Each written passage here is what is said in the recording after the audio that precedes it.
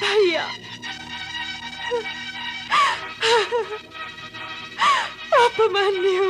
ओम नमः शिवाय, ओम नमः शिवाय, ओम नमः शिवाय, ओम नमः शिवाय, ओम नमः शिवाय, ओम नमः शिवाय, ओम नमः शिवाय, ओम नमः शिवाय, ओम नमः शिवाय, ओम नमः शिवाय।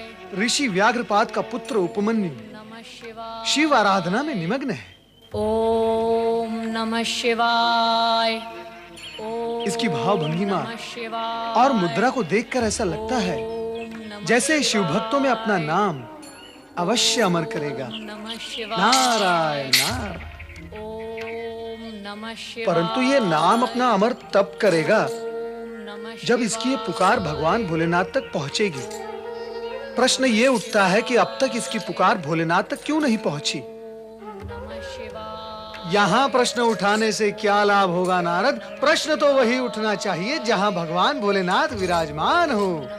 नारायण नारायण। नमः शिवाय। ओम नमः शिवाय। ओम नमः शिवाय। ओम नमः शिवाय।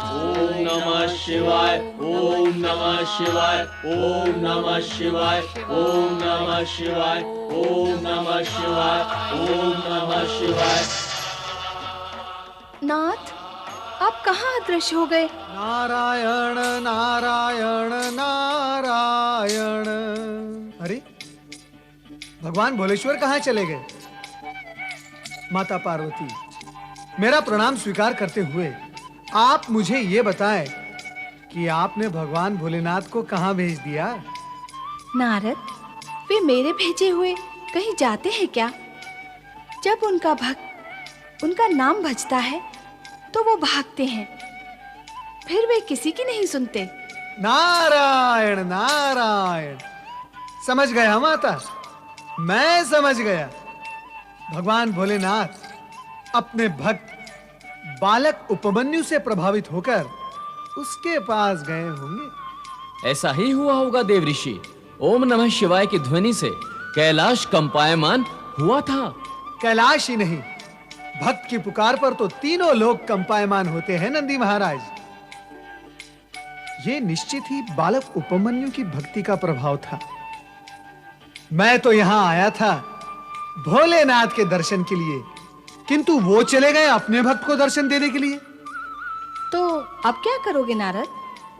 वहीं जाऊंगा जहां भगवान गए हैं और उनके शेष दर्शन करूंगा। शेष दर्शन अर्थात ये माता, आपके दर्शन से भगवान भोलेनाथ के आधे दर्शन तो हो जाते हैं, जो कि हो गए हैं। और अब मैं वहां जा रहा हूं जहां भोलेनाथ गए हैं, और अब वहीं जाकर उनके शेष आधे दर्शन कर लूंगा। नारद, ऐसा भी तो होता होगा कि केवल भोलेनाथ के दर्शन कर लेने से मेरे भी आधे दर्शन हो जाते होंगे। नहीं माता नहीं, ऐसा सर्वथा नहीं होता। माता, ये सत्य केवल एक मार्गी यात्रा करता है। एक मार्गी यात्रा कैसी होती है नारद? माता, आपके दर्शन से भोलेश्वर के दर्शन तो हो जाते हैं, परंतु उनके दर्शन से आपके दर्शन कदापि नहीं होते। पर क्यों? वो इसलिए माता कि आप शक्ति हैं और वो शिव। मूल प्रेरणा स्रोत तो आप है, नारी ही तो मूल प्रेरणा होती है। नारद, तुम तो बाल ब्रह्मचारी हो, तुम्हें ये नारी ज्ञान कब और कहां हो गया? यदि कोई विचार है विवाह का तो कन्या देखी जाए तुम्हारे लिए। शिव शिव शिव शिव शिव शिव। नारायण नारायण। ओम नमः शिवाय। ओम नमः शिवाय। ओम नमः शिवाय। नमः शिवाय, ओम नमः शिवाय, ओम नमः शिवाय, ओम नमः। आंखें खोलो उपमन्यु, आंखें खोलो। ओम नमः शिवाय। देखो कौन आया तुम्हारे सामने। नमः शिवाय, ओम नमः शिवाय। आंखें खोलो उपमन्यु। नमः शिवाय, उपमन्यु, त्याग करो इस कठिन तपस्या का। तुम्हारी आयु तप करने की नहीं, सुख भोगने की है। नमः शिवाय। आंखें खोलो उपमन्यु।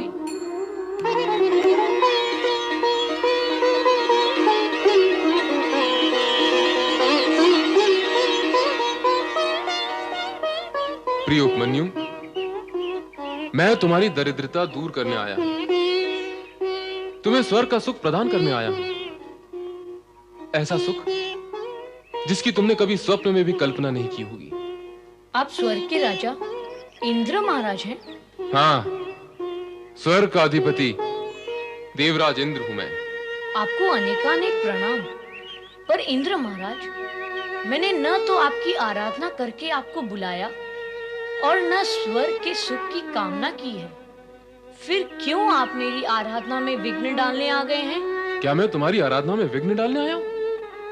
अरे भोले बालक, मैं तो तुम्हारा हित करने आया हूं। पर ये तो बताओ कि तुम आराधना किसकी कर रहे हो? देवों के देव भोलेनाथ भगवान शिव की। अरे अरे अरे अरे, उस भभूतधारी भूतनाथ की आराधना कर रहे हो तुम? इंद्र महाराज, मैं यदि कहूं कि बड़ों का नाम बड़े आदर से लेना चाहिए तो आपको लगेगा यह बालक बड़ों के सामने बड़ी बातें कर रहा है।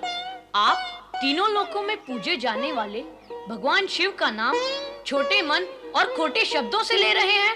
अरे, बालक होकर बड़ों की भांति तर्क करता है। सत्य को समझने की ना तेरे पास आयु है ना अनुभव, फिर ज्ञान कहां से होगा? मैं तेरा हित सोच रहा हूं बालक। मेरा हित सोचने के लिए भगवान शिव को अपशब्द कहना क्या आवश्यक है इंद्र महाराज? नहीं उपमन्यु, उन्हें अपशब्द कहना मेरा अभिप्राय नहीं।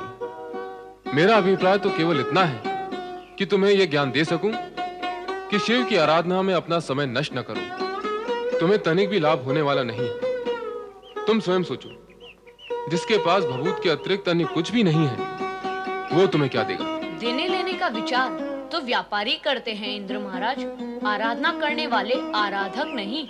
मेरी माता और स्वर्गीय पिता ने मुझे यही ज्ञान दिया है कि इस जगत में शिव से श्रेष्ठ अन्य कोई वरदाता है ही नहीं, और माता पिता का दिया हुआ ज्ञान कभी असत्य नहीं होता।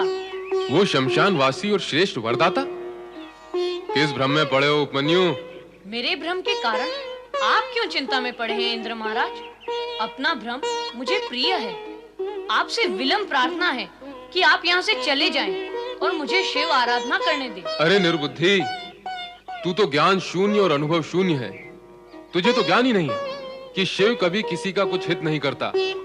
मैं स्वर्ग का सम्राट, देवताओं का राजा, स्वयं तेरे पास आया हूँ तेरे दुख निवारण के लिए, तुझे स्वर्ग ले जाने के लिए, स्वर्गीय सुख सुविधाएं प्रदान करने के लिए, और तू है कि अपनी हट पर अड़ा हुआ है। अरे मूर्ख बालक, बड़े बड़े ऋषि मुनि और ध्यानी ज्ञानी भी निरंतर कठोर तपस्या करने के पश्चात स्वर्ग की एक झलक तक नहीं पा सकते, और मैं तुझे वहां का स्थान और सुख उपलब्ध करवा रहा हूँ। इंद्र महाराज, आप तो अपनी गरिमा भी भूल गए। अब मुझे तो लाज आती है आपसे कुछ कहते हुए। आपको उत्तर देने के लिए यदि मेरे शब्दों में कठोरता आई तो उसका प्रभाव मेरी आराधना पर पड़ेगा। कहो तो, तुम कहना क्या चाहते हो? यही कि आपने मुझे क्या कोई भूखा या लोभी पक्षी समझ लिया है, और क्या आपका स्वर्गीय सुख कोई दाना है जिसे आप बार बार मेरी ओर फेंक रहे हैं ताकि मैं उसे चुग लूं और भगवान शिव की आराधना से विचलित होकर लोभ से भरे आपके सुखजाल में फंस जाऊं? नहीं, ऐसा नहीं होगा। अब आप चाहे रहे अथवा जाएं, मैं अपने आराध्य भगवान शिव के चरणों में जाता हूँ। ओम नमः शिवाय।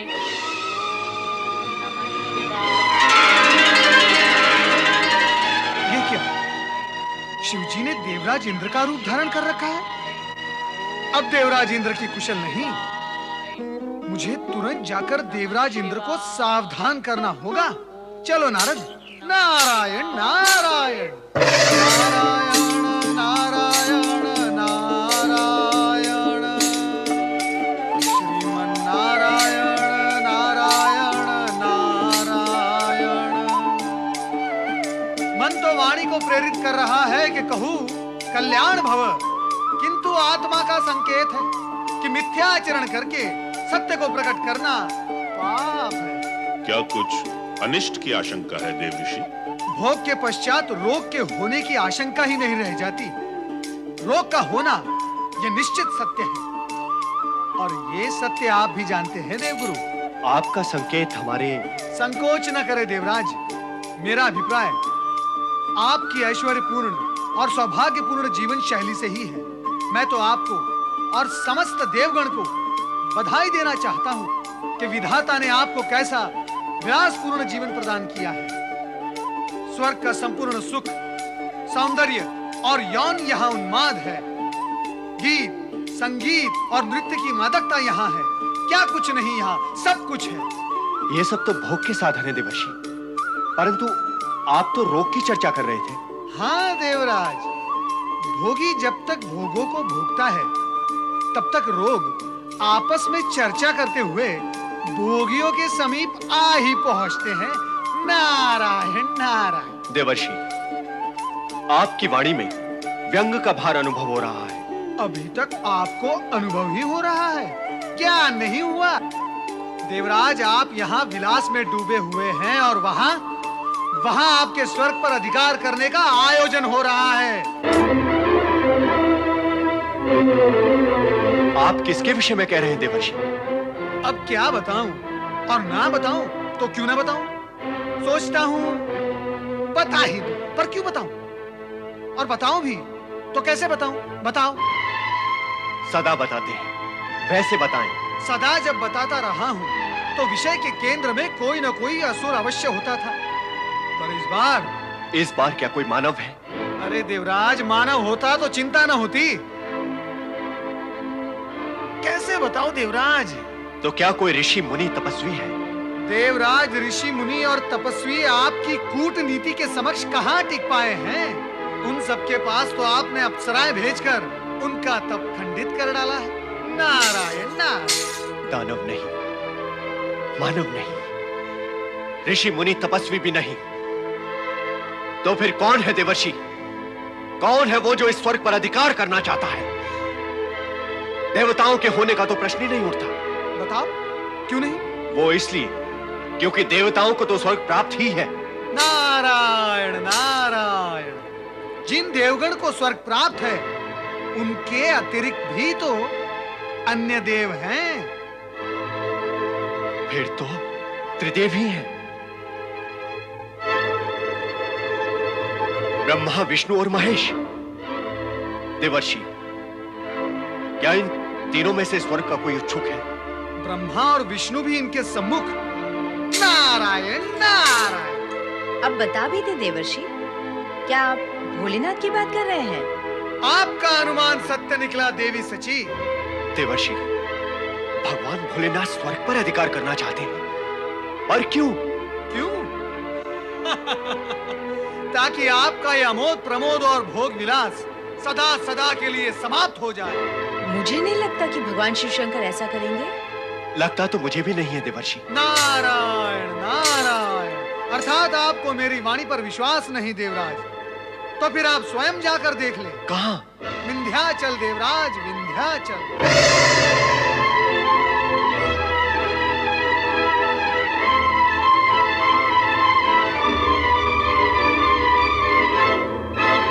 गुरुदेव, ये क्या अनिष्ट होने जा रहा है? देवराज, अवश्य आपसे भूल हो गई है। आपको शीघ्र ही भोलेनाथ के पास जाकर उनसे क्षमा याचना मांगनी चाहिए। यह तो अटल सत्य है कि देव ऋषि कभी असत्य भाषण नहीं करेंगे। ओम नमः शिवाय, ओम नमः शिवाय, ओम नमः शिवाय, ओम नमः शिवाय। हे भक्त, अब आरंभ होती है तेरी भक्ति की अग्नि परीक्षा। नमः शिवाय। ओम नमः शिवाय।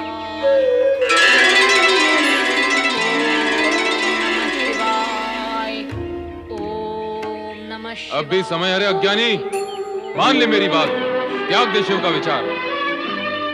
नहीं, प्राण त्याग सकता हूँ, किंतु भगवान शिव का विचार और भक्ति नहीं त्याग सकता। भोलेनाथ मेरे वेश में, हाथ में गदा, वस्त्र भी मेरे ही जैसे, क्या कारण हो सकता है इसका? अंतिम बार विचार कर ले अज्ञानी बालक, मैं तुझे स्वर्ग का स्वामी बना सकता हूँ।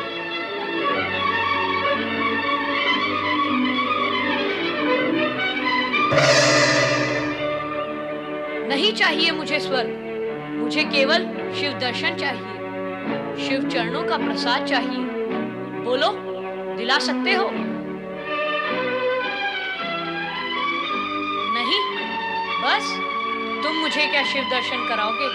मैं स्वयं शिव को प्रसन्न करूंगा। ओम नमः शिवाय। ओम नमः शिवाय। शिवाय। ओम नमः शिवाय। ओम नमः शिवाय। ओम नमः शिवाय। ओम नमः शिवाय। ओम नमः शिवाय। ओम नमः शिवाय। ओम नमः शिवाय। ओम नमः शिवाय। ओम नमः शिवाय। ओम नमः शिवाय। ओम नमः शिवाय। ओम नमः शिवाय। ओम नमः शिवाय। ओम नमः शिवाय। ओम नमः शिवाय।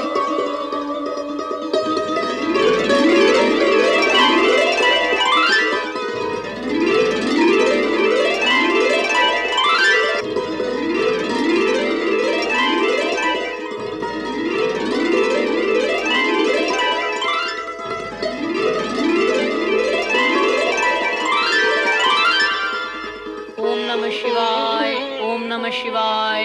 ओम नमः शिवाय। ओम नमः शिवाय।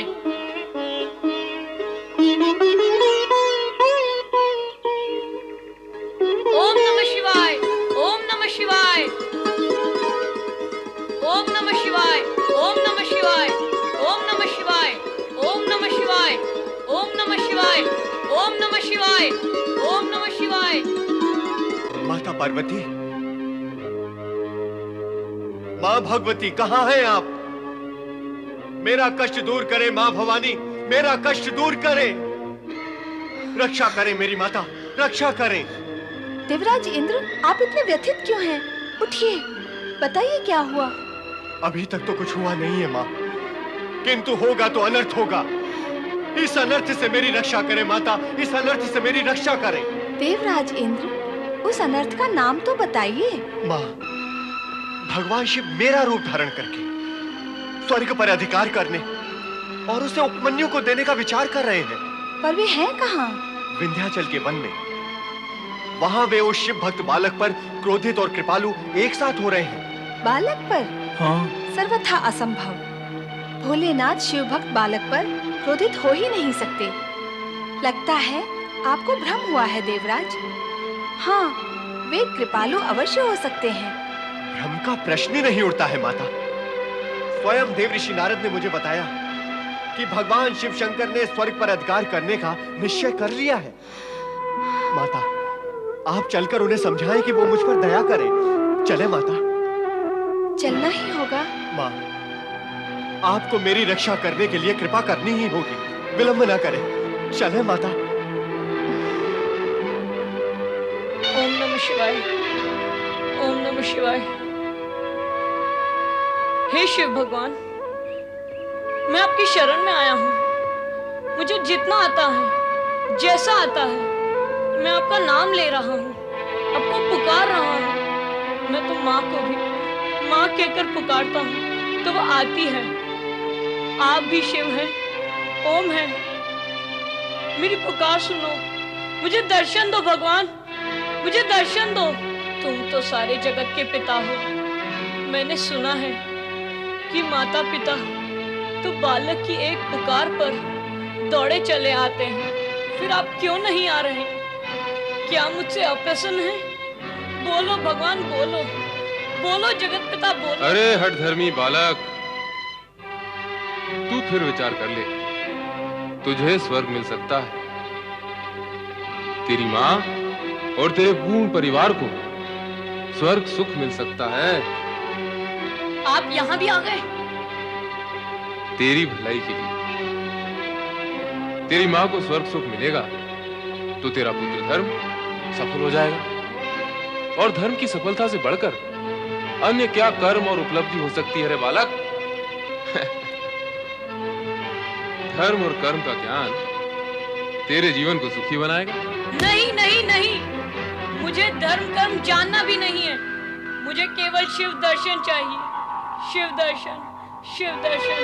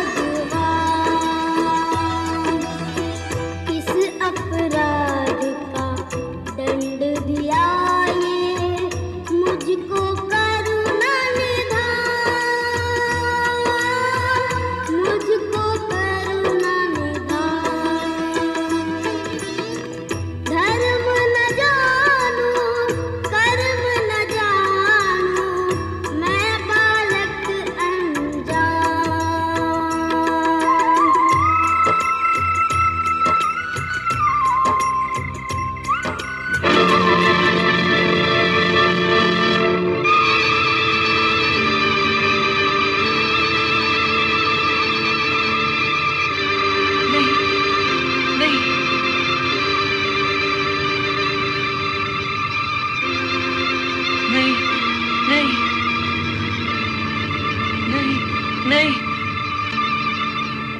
आग! नहीं!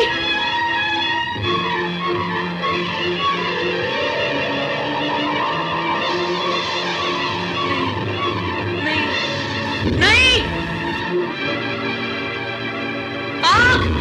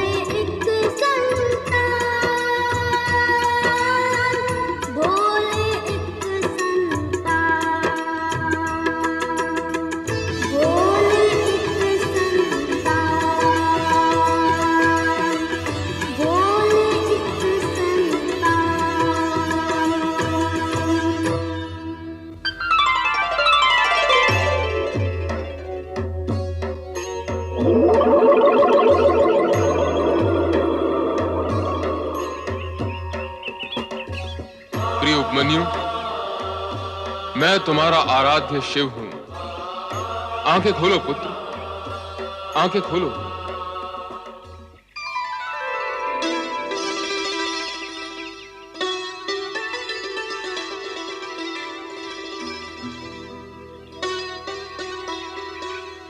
प्रभु, मेरे भोलेनाथ। प्रिय भक्त उपमन्यु, मेरे द्वारा ली गई कठोर से कठोरतम परीक्षा में तुम खरे उतरे हो। इस अल्प आयु में निरे बालक होते हुए भी तुमने स्वर्ग के प्रलोभन तक को ठुकरा दिया। मुझे तुम जैसे संतोषी प्राणी ही प्रिय हैं। मैं तुमसे अत्यंत प्रसन्न हूं। तुम्हारा नाम नैष्ठिक शिव भक्तों में अमर रहेगा। भोलेनाथ की जय हो। आओ पुत्र उपमन्यु, पितृभाव से मैं तुम्हें हृदय से लगाने के लिए उत्सुक हूं। प्रभु, आओ पुत्र उपमन्यु। मेरे आराध्य, मेरे भोलेनाथ, मेरे शिव, मेरे भगवान, मेरे स्वामी, मेरे आराध्य, मेरे भोलेनाथ, मेरे शिव। मैंने कहा था ना देवी कि तुम्हारा पुत्र वियोग शीघ्र ही समाप्त होगा। ये देखो, तुम्हें उपमन्यु के रूप में एक और पुत्र प्राप्त हुआ है। इसे तुम अपनी ममता का वरदान दो। जाओ पुत्र। माता पार्वती को प्रणाम। पुत्र उपमन्यु,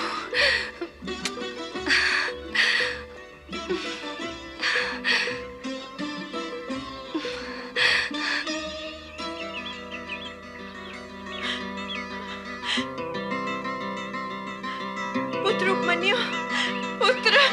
माँ, कहाँ था रे तू?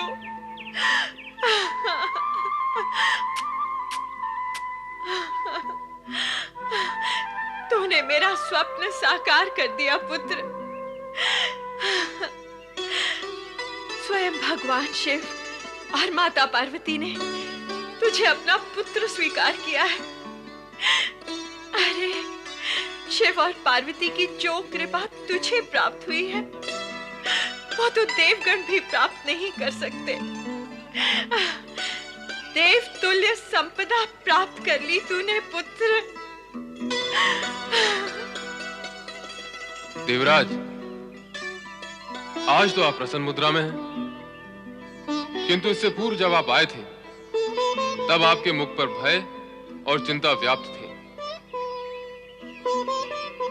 भगवान, एक तो देवर्षि नारद की सूचना, तत्पश्चात स्वयं मैंने सुना था कि आप उपमन्यु को स्वर्ग का स्वामी बना रहे हैं।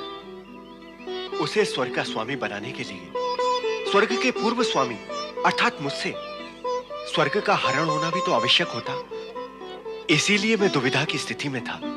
सत्य तो यह है देवराज कि नारद ने आपको भ्रमित किया और आप यहां चले आए, किंतु जो कुछ आपने देखा और सुना वो भी सत्य नहीं था। समझ गया भोलेनाथ, वो सब आपकी लीला थी। उपमन्यु की परीक्षा और आपकी लीला का ज्ञान उस समय मुझे नहीं हो सका था। भगवान, मैं अपने अज्ञानपूर्ण आचरण के लिए लज्जित हूं और क्षमा याचक भी। भोलेश्वर, मुझे क्षमा करें।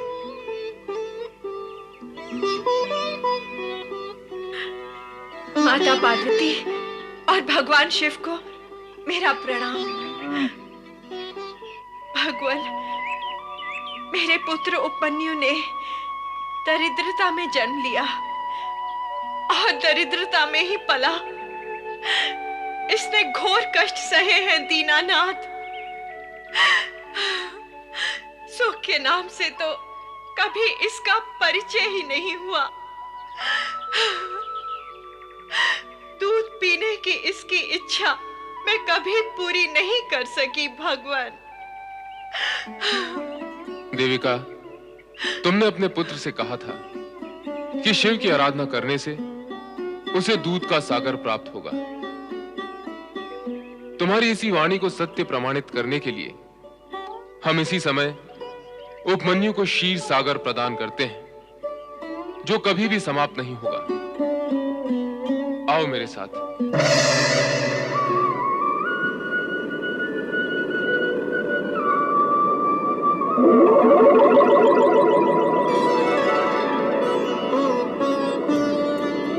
इस विशाल क्षीर सागर के दूध से सभी शिव भक्तों की दूध की इच्छा पूर्ण होगी। कोई भी अतृप्त नहीं रहेगा।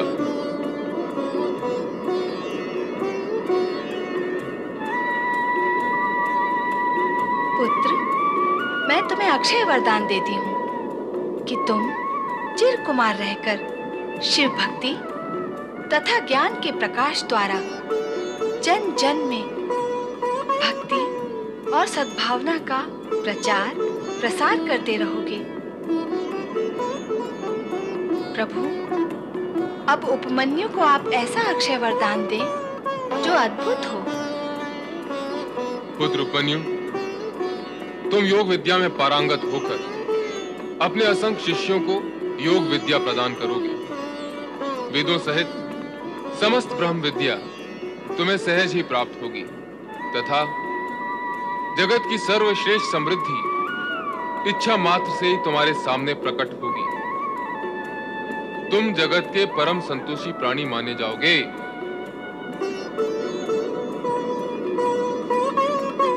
प्रभु, आपकी कृपा के अतिरिक्त अन्य मुझे कुछ भी इच्छा नहीं है। ओम नमः शिवाय। प्रणाम देवेश्वर, प्रणाम माता। आपके दर्शन हुए और क्या देवर्षि? और यही माता कि आपके साथ साथ आपके इस भाग्यशाली पुत्र के भी दर्शन हो गए, जो भाग्य के विषय में देवगण से अधिक भाग्यशाली सिद्ध हुए हैं। हाँ नारद, उपमन्यु के रूप में पार्वती को एक और पुत्र की प्राप्ति हुई है। केवल माता पार्वती को? नारायण नारायण। प्रभु, माता पार्वती जिसकी माता है उसके पिता भी तो आप ही हैं। आप दोनों को पुत्र प्राप्ति के लिए बधाई हो। तुम्हारी बधाई तो हम ग्रहण कर लेंगे नारद, किंतु तुम्हारी लीला अत्यंत कष्टकारक होती है। मेरी लीला? नारायण नारायण। हे त्रिकालदर्शी, लीलाकारी तो आप हैं। मैं कहाँ ये लीला वीला जानता हूँ। जानते ही नहीं, तुम लीलाएं करते भी हो। तुमने हमारा इंद्र रूप देखकर इंद्र को भयभीत कर दिया था। देवराज इंद्र की सभी इंद्रियां डामाडोल हो गई थीं। वो सब कुछ तो अब सिमट चुका है, किंतु अब उपमन्यु को हमारे पुत्र के रूप में देखकर तुम कहीं कार्तिकेय और गणेश को भ्रमित मत कर देना। नारायण नारायण, कहाँ देवराज इंद्र और कहाँ आप दोनों में धरती आकाश जितना अंतर है, तो मेरे आचरण में भी आप दोनों के प्रति अंतर अवश्य होगा। प्रभु, मेरा विचार है अब आपसे आज्ञा लेनी चाहिए। हम भी साथ चलेंगे नारद। हमारा आशीर्वाद सदा तुम्हारे साथ है उपमन्यु।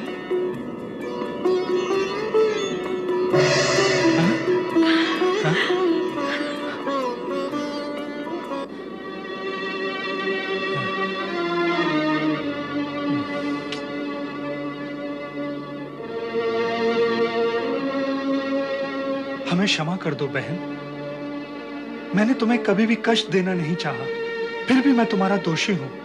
मुझे क्षमा कर दो बहन। नहीं भाई, सारा दोष तो मेरा है, अपराधिनी तो मैं हूँ। तुम दोनों को मैंने बहुत दुख दिए हैं। अपने पिता की संपत्ति पर गर्व करके आप सब लोगों का मैंने अपमान किया। मुझे क्षमा कर दो देवी का बहन, मुझे क्षमा कर दो। मामा जी और मामी जी, आप दोनों व्यर्थ ही चिंता कर रहे हैं। जो कुछ हुआ, जो हो रहा है और जो होगा, वह सब भगवान शिव की कृपा से हुआ है। वे मेरी परीक्षा ले रहे थे। वे अप्रत्यक्ष परीक्षक थे और आप प्रत्यक्ष। परीक्षा पूर्ण हो चुकी है। अब आप अपने आप को दोषी न माने। सब प्रसन्न हैं, आप भी प्रसन्न रहिए। मेरी तो भगवान शिव से यही प्रार्थना है कि आपको भी वही सुख संपत्ति प्राप्त हो जो आपको कभी सुलभ नहीं हुई।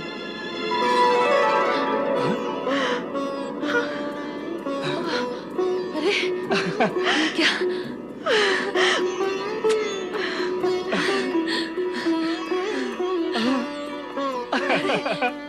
हम तो राजा रानी बन गए और अपना बेटा राजकुमार। ये तो अपने प्रिय उपमन्यु की वाणी का ही चमत्कार है। बहन देविका, उपमन्यु के कारण हमें दूर से भगवान भोलेनाथ और माता पार्वती के दर्शन भी हुए और ये वैभव भी।